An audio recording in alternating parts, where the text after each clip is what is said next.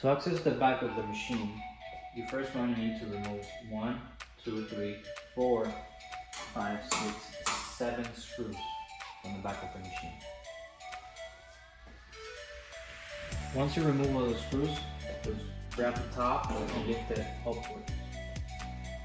This will reveal the entire back of the machine. For this video, I wanted to show both options. One with the 5-gallon water jug, which it will require an optional pump. This is not included in the machine. Basically, this is the one that you have a hose that goes out of the outlet of the pump.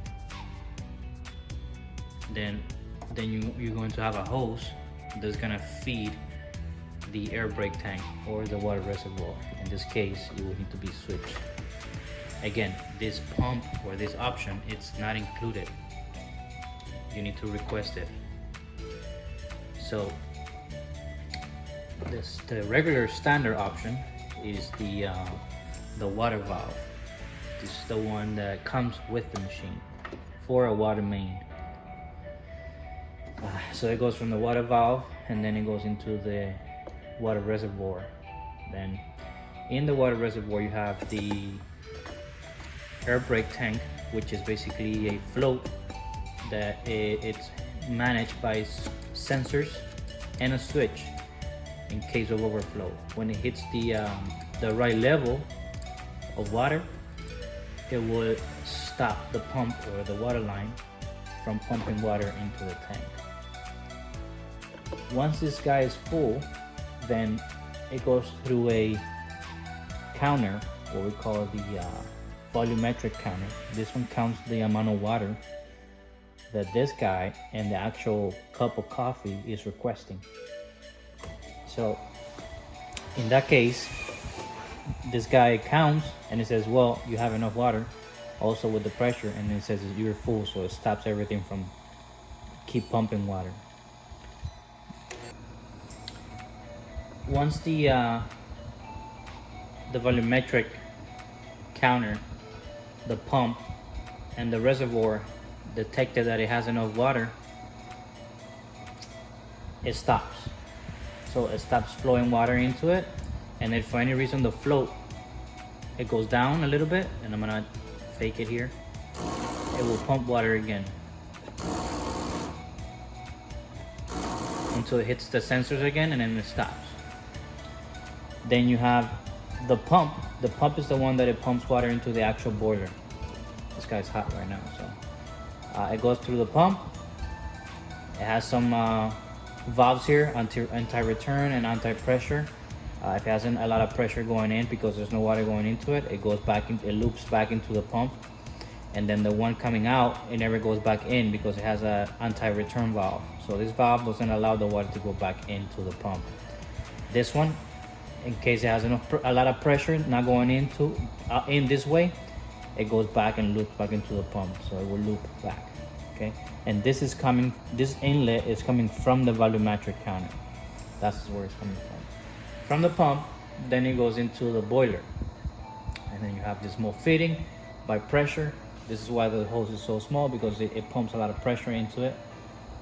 Then the boiler gets full, it detects it, and then basically this boiler, it fills up with water, and then the heating element, it's never making contact with the actual water.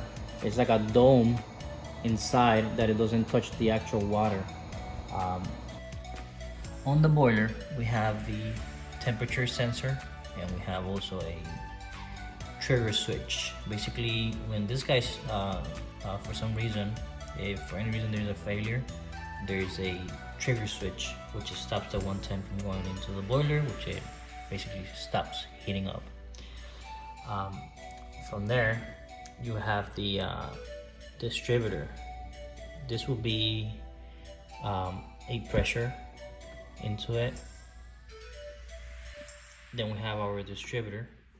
Basically, it's a piston that's going in and out, selecting which bowl it needs to give water to. This is our own proprietary, so we don't use any solenoids, which is basically a headache in the industry. So we're a little bit advanced on that end. We don't use any, there's no maintenance required for that. As far as that goes, that unit, it's basically a cylinder that it's moving left and right, allowing water to go through either bowl number 1, 2, or 3, or 4, and then activating the whippers and the actual valve. Here you have the whipper motors.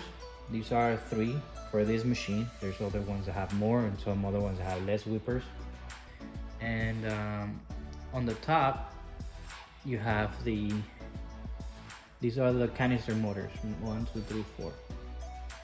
Those will be the ones that mix the product in there. They have a little trigger switch and it counts the turns of each dispense. Here you have your grinder. This will be your grinder. And a little bit in the back, it's kind of hard to see, but it's in there. That guy over here, it's gonna be the brewer motor. That will be the ones that makes the brewer turn whenever there's a coffee being served. If we move up a little bit, we're going to have the transformers. These transformers are AC, 24 volts, 11 volts, 11 volts. From there, each one, we have 3 pumps. They go into the actual motherboard. This will be the motherboard of the machine. Obviously, you have all the electronics. They're going to NDB, the whippers, the brewer, the grinder, boiler, pumps. This is what makes it happen. We have the relay for the boiler. This one, it basically gets a signal from the motherboard when to turn on and off. You have a switch, on and off switch.